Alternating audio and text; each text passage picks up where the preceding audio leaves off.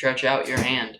Why do you ignore the person who cries out after you for just even a couple of cents, maybe even $3, just to get a singular bite to eat? Jesus commanded to give freely as he has given freely. That includes poor people. And Proverbs says, I think it's 19:21.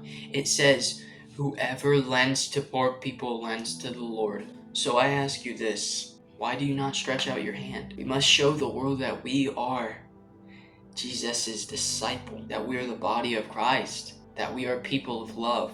Now I have an example in my life. So as a field trip for my baseball team, I went on a field trip to an Ohio State University versus Michigan baseball game. Now, ignoring all bias, okay, I think this was amazing. So I was gonna buy some candy.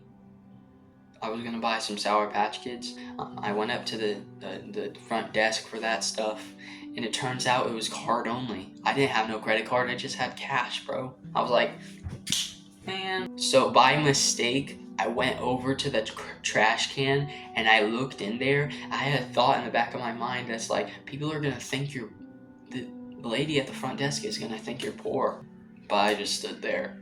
And bro, I saw her talking to the next guy that came up to her. She was like pointing at me. I'm like, what?